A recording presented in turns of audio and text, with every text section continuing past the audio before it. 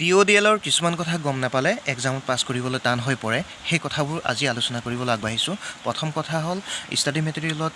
যিখিনি কথা আছে সেইখিনি যদি আপুনি এক্সামত হুবহু লিখি দিয়ে তেন্তে আপোনাৰ মাৰ্কছ নিদিয়ে আপুনি ফেইল কৰিব তাৰ সলনি আপুনি ৰেফাৰেঞ্চ বুক পঢ়ক আৰু ষ্টাডি মেটেৰিয়েল দুয়োটা পঢ়ি পেলাই আপুনি নিজৰ লেংগুৱেজত এক্সামত লিখিব আৰু নোট প্ৰস্তুত কৰিব ছেকেণ্ড কথাটো হ'ল কি 45 নম্বৰ পাব লাগিব 100 নম্বৰ ভিতৰত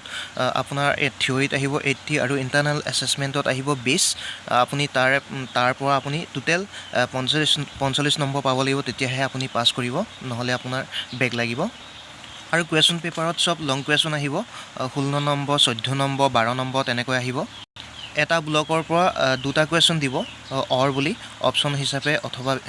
বুলি দিব আপুনি যিকোনো এটা কৰিব লাগে আপোনাৰ যদি টাইম নাই আপোনাৰ ওচৰত যদি টাইম নাই তেন্তে আপুনি ইয়াৰ এই ব্লকৰ আণ্ডাৰত যেনেকৈ গোট দুটা আছে তাৰে যিকোনো এটা খৰচি মাৰি পঢ়ক যদি টাইম আছে আপোনাৰ ওচৰত তেন্তে আপুনি দুইটা গোটকে পঢ়িব কিন্তু আপোনাৰ যদি ওচৰত টাইম নাই তেন্তে এটা গোটকে ভালদৰে পঢ়িব তাৰে পৰা কুৱেশ্যন আহিব আৰু এডমিশ্যন হোৱাৰ পৰা ধৰি মানে ক্লাছ আৰম্ভৰ সময়ৰ পৰা ধৰি আপুনি যদি আধা ঘণ্টাকৈও পঢ়ি যায় তেন্তে আপোনাৰ বেক নালাগে তাকে নকৰি যদি আপুনি এক্সামৰ এদিনৰ আগত পঢ়ে তেন্তে আপুনি চিলেবাছ কভাৰ কৰিব নোৱাৰিব প্ৰতি দেওবাৰে যিটো ক্লাছ হয় আপুনি ক্লাছত এটেণ্ড কৰক অনলাইনো হয় অনলাইনত হ'লে বেছি সুবিধা হয় ডিষ্টেঞ্চত পঢ়াবিলাকৰ কাৰণে বা আপুনি অফলাইনো কৰক আপুনি মুঠতে ক্লাছ এটেণ্ড কৰক আৰু